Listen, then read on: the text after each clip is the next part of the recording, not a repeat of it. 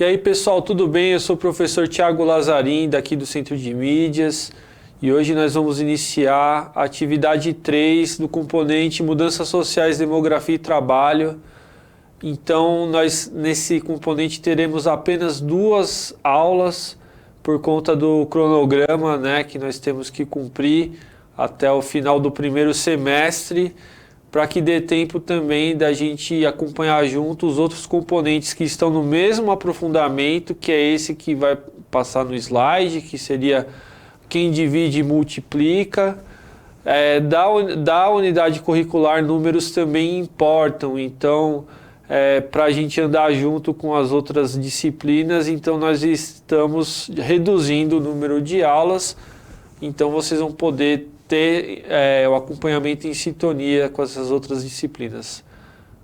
Agora eu vou mostrar rapidamente esses slides para constar que existem as habilidades e as competências ali, que nós vamos falar, aliás, desses assuntos, habilidades e competências, nessa aula, e a gente vai ver por que logo mais, tá certo? Então estão aí, não vou ler para poupar o tempo e conseguir falar desse assunto que é o que você vai ser. Então, bem-vindos! Nesta atividade, a proposta é a de questionar os estudantes a respeito de suas possíveis escolhas profissionais. Mas como estamos em um componente no qual a sociologia dá o tom, podemos esperar que esse questionamento não seja isento de problematizações, pessoal. Então, o que acontece? Nós vamos falar das carreiras profissionais, das escolhas possíveis de vida de vocês, estudantes e etc. Mas será que é assim, né? Então, eu gostaria... Pode mostrar aqui, por favor? Então, vocês poderiam ver no projeto de vida, a gente tem outras matérias aqui do Centro de Mídias, nas escolas, enfim, na rede estadual toda, para a gente se decidir a respeito do que nós vamos ser ou não e tudo mais. Porém, não é o papel da sociologia ser justamente uma disciplina que vá, por exemplo, orientar profissionalmente os estudantes. Olha, vocês vão ser isso, vocês vão ser aquilo outro. Não cabe à sociologia fazer isso. O que a sociologia faz ver os problemas, as contradições, ou não, né? Não precisa ser só as coisas negativas, mas pode ser também os potenciais positivos de determinadas áreas da sociedade, etc. Mas não cabe à sociologia induzir, fazer com que o estudante escolha um caminho, deixe de escolher um caminho, porque existem muitos fatores envolvidos nessas escolhas, nesses trajetos de vida todo que nós temos. E a sociologia, o que ela vai fazer é justamente isso, ela vai analisar essas trajetórias profissionais, essas escolhas de um ponto de vista objetivo e do ponto de vista também de entender os fenômenos sociais. Então, quais são as relações causais, por que determinadas profissões elas são mais valorizadas ou menos valorizadas socialmente, por que existe uma tendência das pessoas escolherem determinadas profissões em detrimento de outras profissões. Isso sim cabe à sociologia. Por que algumas profissões demandam mais mão de obra, outras não? Quais são os fatores envolvidos do ponto de vista econômico, do ponto de vista político? Então, quais são as condições objetivas que existem na sociedade que são responsáveis por fazer as pessoas escolherem determinadas profissões, né? Escolherem e não só escolherem, porque às vezes a profissão não é uma questão de escolha, e sim uma questão de necessidade. Então, nós também vemos muito isso em sociologia, porque algumas pessoas elas estão em profissões que elas não escolheram justamente, né? Então, essa é uma outra questão importante, porque isso existe realmente, isso é um problema. E também o desemprego, né? Mas aqui a gente não vai falar exatamente do desemprego, a gente vai falar mais do emprego mesmo, das pessoas que estão empregadas ou o que leva as pessoas a terem determinados empregos, independentemente de ser uma escolha ou não de vida dessas pessoas, né?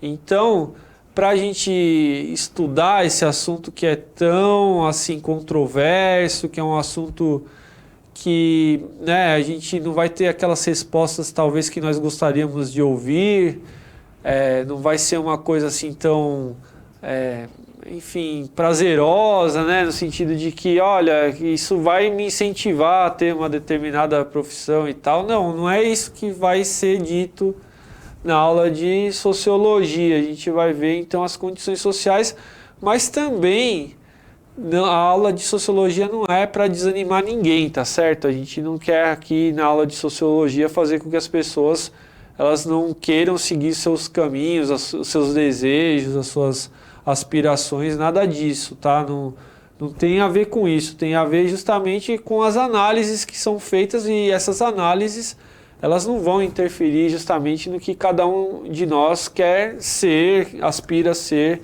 no futuro, né? Mas é importante que a gente saiba também as condições objetivas para a realização desses nossos sonhos, enfim, das nossas aspirações, beleza, pessoal? Então, dito isso, eu vou passar mais um slide que vai mostrar justamente o autor no qual nós iremos nos basear, que é esse autor aí, que tem a ilustração do nosso queridíssimo professor de projeto de vida, olha só, que é o Anderson Félix, que desenhou esse retrato aí do Pierre Bourdieu. Pierre Bourdieu, que é um sociólogo que viveu entre 1930 e 2002, ou seja, ele viveu... um sociólogo contemporâneo, então ele não é um sociólogo das primeiras gerações, ele é mais recente, mas mesmo assim, né, ele já tem aí uma história consolidada na sociologia. Então, sociologia é um esporte de combate. Para tanto, vamos acompanhar o pensamento de um dos mais célebres sociólogos contemporâneos, que é o Pierre Bourdieu. Vou passar mais um slide. Uma questão de gosto. O sociólogo francês, né, o Pierre Bourdieu, por meio de sua teoria, nos oferece subsídios para refletir sobre a gênese das inclinações profissionais, dos gostos, dos estilos de vida e dos valores morais a partir da posição social em que o indivíduo se situa no campo das relações econômicas e culturais. Então, pessoal, eu vou falar de uma teoria sociológica que é uma teoria amplamente estudada, né, na sociologia. Por quê? Porque é uma teoria que, apesar da dificuldade de entendê-la, né, porque ela é uma coisa um pouquinho difícil de entender realmente, mas ela tenta fazer convergir, pelo menos essa é a própria ideia do Pierre Bourdieu, perspectivas diferentes que são dos clássicos da sociologia, que são o Émile Durkheim, o Max Weber e o Karl Marx, né? Esses autores clássicos da sociologia, eles são, o Pierre Bourdieu coloca eles para conversar, né? E as suas teorias específicas, pegar o que cada uma dessas teorias tem e que pode se articular num todo, né? Então, quer dizer, nem tudo que uma pessoa escreve pode ser adaptado àquilo que uma pessoa com outro viés completamente diferente escreveu. Mas o Pierre Bourdieu, ele tenta fazer conversar essas coisas diferentes naquilo que elas têm em comum, né? Do que essas perspectivas, do que essas concepções todas têm em comum, né? O que é possível de ser conversado. Então, o que é possível de ser conversado nessas teorias sociais diferentes? Questões que são muito importantes, como, por exemplo, a da formação social do ponto de vista das trocas econômicas, que é o campo objetivo enfim, que nós vivemos, né? Então, a gente pensa muito na economia com quem? Quem que dá ênfase à questão do trabalho, né? Nós estamos falando de trabalho. Quem que dá muita ênfase a essa questão do trabalho, da produção das riquezas e do condicionamento da nossa subjetividade, por assim dizer, porque a nossa subjetividade ela é condicionada também pelas relações econômicas do ponto de vista objetivo. Quem é essa pessoa? É o Karl Marx. Então, é o Karl Marx que fala das classes sociais, é o Karl Marx que fala da alienação, é o Karl Marx que fala da ideologia. Então, ele vai aproveitar um pouco do que esse autor tem para nos oferecer. Mas tem também o Max Weber. O que o Max Weber faz, né? Qual que é a questão importante do Max Weber? A questão importante do Max Weber tem a ver com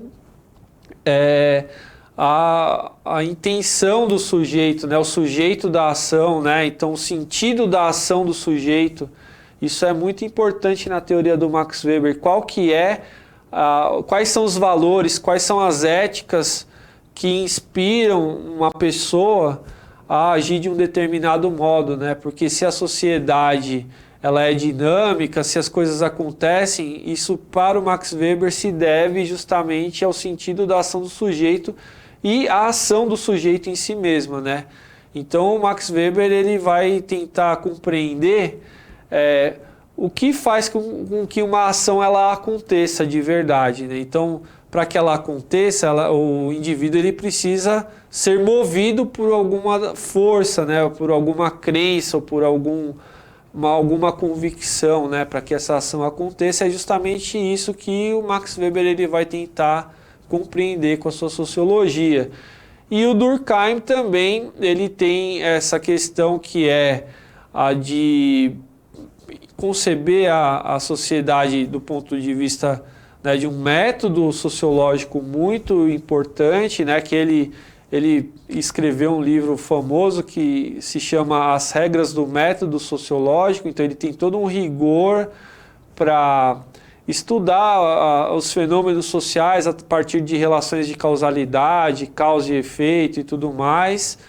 E também como que essa sociedade ela é sui generis, né? Ela forma um todo que ela não é apenas a soma dos indivíduos. A sociedade ela não é a soma dos indivíduos. A sociedade ela é mais do que tudo isso, né? A sociedade ela tem a ver com as relações estabelecidas entre os indivíduos, e essas relações todas elas configuram também a linguagem na qual esses indivíduos vivem. Então essa questão da linguagem e dessa estruturação da sociedade que vai para além do indivíduo é algo importante também, que vai ser aproveitado pelo Pierre Bourdieu. Então eu aproveitei aqui essa introdução até mesmo para explanar um pouco de teorias sociológicas do Karl Marx, do Max Weber e do Émile Durkheim, que são teorias que são importantes de serem conhecidas pelos estudantes, tá certo? Então foi uma pequena introdução.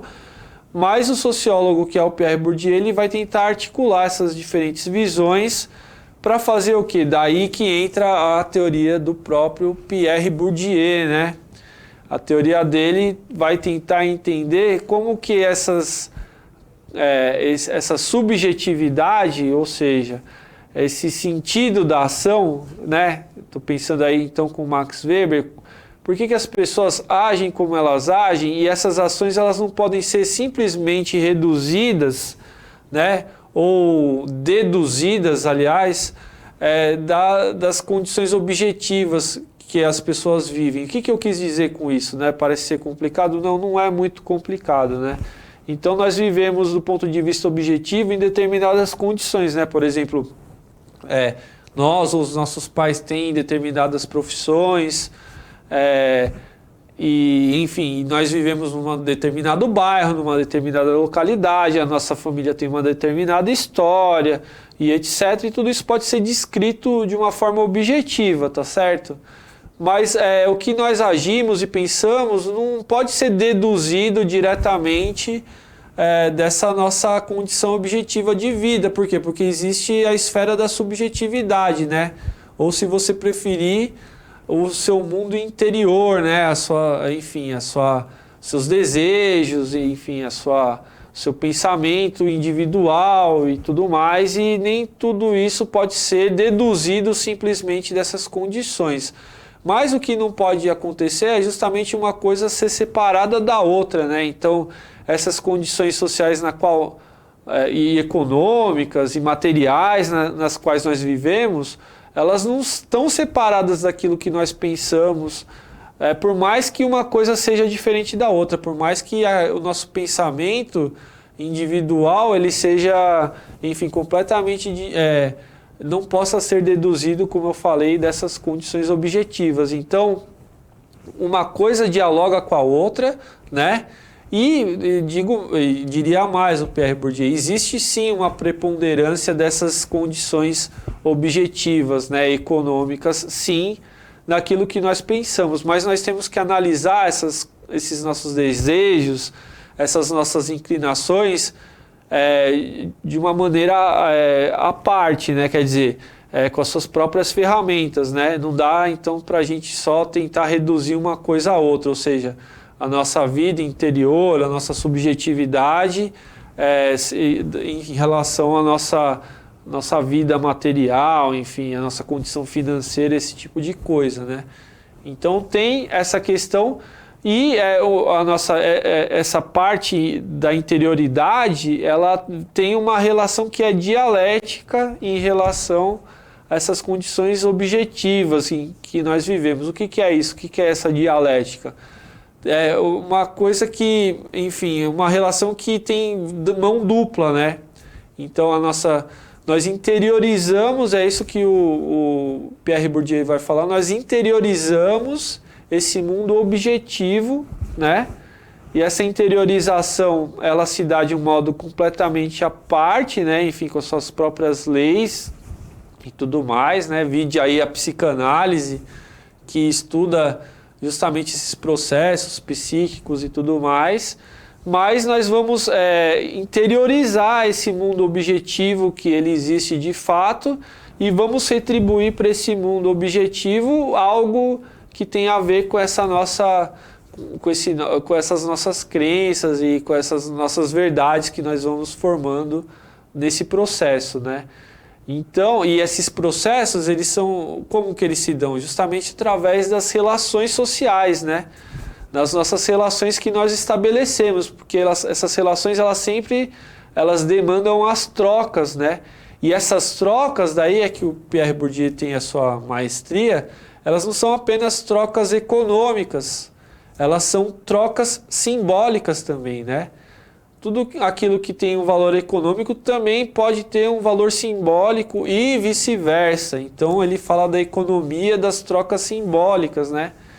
E então a nossa subjetividade, esse mundo, enfim, enfim, das nossas propensões, né? Daí eu estou falando da ética, ou então mais precisamente de uma palavra que é muito utilizada pelo Max Weber, o ethos, né, que é um conceito, né, o ethos que tem a ver com esses valores que estão enraizados na gente. Isso que eu estou falando para vocês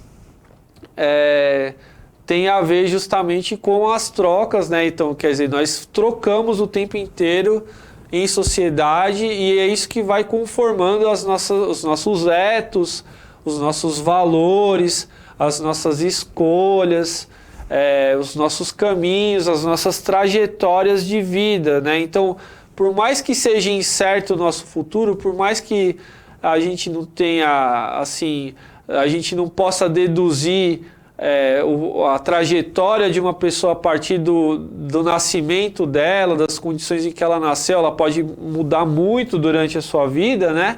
Apesar disso acontecer, o Pierre Bourdieu ele vai dizer que sim, a gente pode se mover em diferentes direções, mas essas direções elas não são ilimitadas. Elas dependem da posição em que você ocupa nesse campo social, que é o qual você habita, que tem formado por diversas relações entre diferentes agentes, né? Então ele chama as pessoas que ocupam esses campos aí de agentes. Então esses diferentes agentes, e não só as pessoas, né? Também as instituições, enfim, tudo o que constitui a vida social, né? Eu falei do Durkheim, o Durkheim ele disse também que a sociedade ela não é apenas as pessoas, ela tem a ver com o quê? Mesmo com as instituições, enfim, com coisas que vão além dos indivíduos, né? Então, essa sociedade toda, ela tem realiza essas trocas e o nosso futuro, a nossa trajetória, por exemplo, a nossa trajetória profissional, ela está dada também a partir de um campo em que nós nos situamos, em que nós nos posicionamos, né? Então, olha só, não é uma coisa assim, quando a gente vai escolher uma profissão, não é uma coisa totalmente espontânea. As nossas escolhas, elas estão ali limitadas, né? Aquele campo. Embora a gente possa se mover nesse campo de uma forma muito diversa, né? A gente pode percorrer esse campo de diversas maneiras, né? Mas talvez não infinitas maneiras. A gente, pelo menos, não pode sair de um campo e entrar em outro num passe de mágica, assim, né? A gente tem que percorrer um certo caminho. E isso, pensando dessa maneira espacial que eu estou falando, né? Isso dá uma dimensão melhor assim da nossa situação na sociedade, né? E faz com que a gente caia na real também, porque pensando assim a gente não vai achar que acontece mágica, né? A gente pode ter sonhos, ganhar na loto, enfim, a nossa vida muda de uma hora para outra. Isso você pode ganhar na loto e tudo mais, só que mesmo se você ganhar na loto, mesmo que se coisas assim muito difíceis de acontecer, elas aconteçam, né? Milagres, vamos assim dizer, existe uma questão de que você habita um lugar, mas você também é habitado por esse lugar. Então todo o percurso que você vai fazer com aquela sorte toda que você tiver, ele também vai estar limitado de certo modo a toda essa interiorização que você teve ao longo da sua vida, das condições objetivas nas quais você viveu, né? Então, olha só, é muita coisa, né, que eu estou falando. Eu vou até passar os slides aqui para dar tempo, né? Então, agora eu vou fazer uma sequência que eu vou ler para dar tempo de ler os slides e daí eu comento, tá bom? Então, por exemplo, hábitos. Hábitos é um conceito muito importante, né? E está aí escrito para vocês lerem, eu vou ler em voz alta. O importante conceito elaborado por Bourdieu é o de hábitos, que significa um conjunto de disposições para agir e pensar relacionadas de modo sistemático, as quais traduzem no plano da linguagem e do estilo as condições econômicas em que o sujeito se insere. Em outras palavras, pode significar igualmente a interiorização do mundo objetivo, que compreende a vida familiar e a educação escolar. Olha só, então estamos falando de escola também, né? Estamos falando de educação. Tudo aquilo que nós interiorizamos passa por esses lugares, né? A família e os valores da família, os valores que a gente também aprende fora do âmbito da família, que é o da escola, né? Quando a gente se socializa, quando a gente sai daquele lugar, mas mesmo a escola, que seria então um espaço no qual nós teríamos contato com outras realidades, com outros valores, né? Com famílias que têm uma formação completamente diferente da nossa.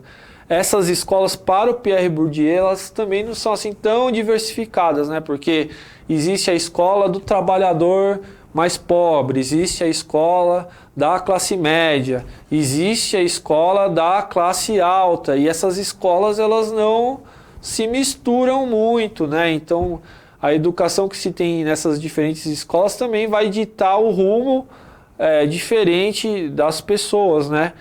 E eu mesmo, né, quando eu fui estudante, tinha essa questão aí da escola privada, da escola pública, e eu sou professor de escola pública com muito orgulho, né? Inclusive, né, agora é hora de eu fazer meu marketing pessoal aqui, eu estudei bastante, né?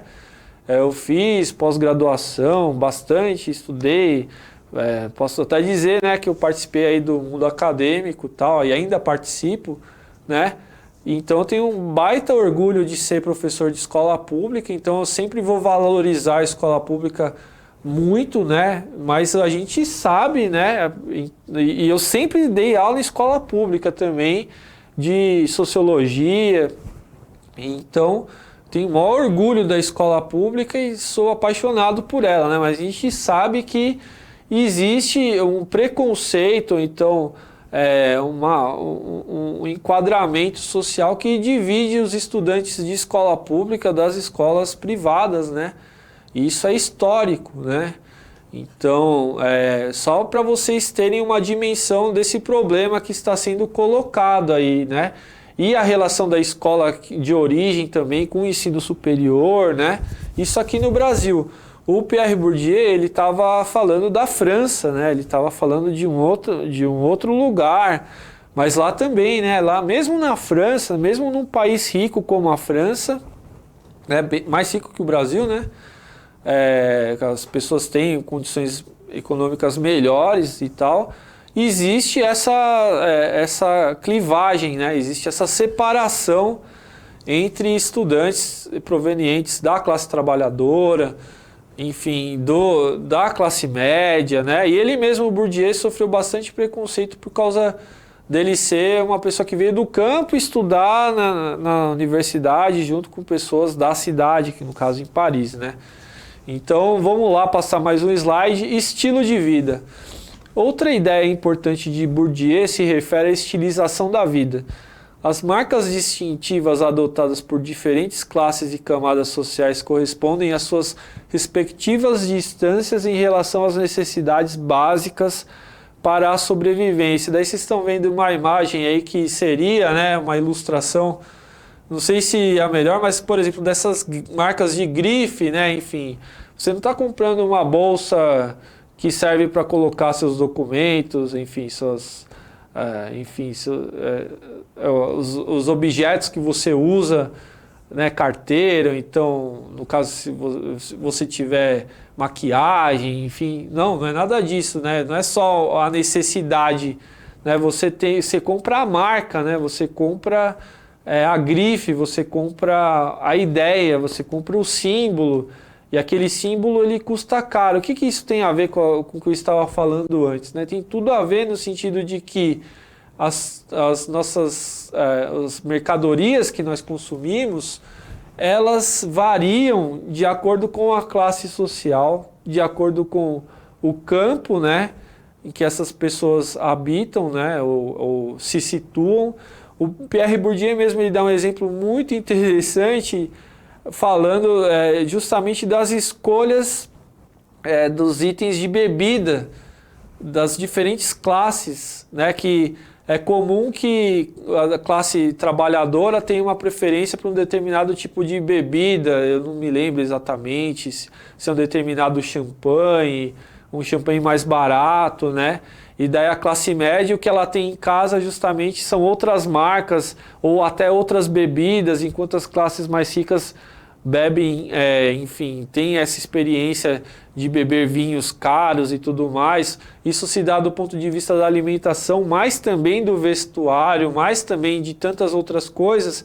E essas linguagens que são constituídas em cada um desses campos, né, da vida social, vai determinando a posição também da pessoa, né? Então, você aprender um determinado código para, enfim, confraternizar, para fazer parte de um círculo de pessoas, né, de um clube e tudo mais, isso não é assim uma coisa muito trivial. Você precisa dominar um determinado código, uma determinada linguagem para fazer parte daquele círculo. Pessoal, está acabando a aula, mas como a gente sabe, a gente vai ter ainda mais uma aula ainda, né? Eu falei no começo, e eu pretendo nessa outra aula que eu for dar, explicar o que ficou faltando, tá bom? Então um grande abraço aí para vocês e até a próxima.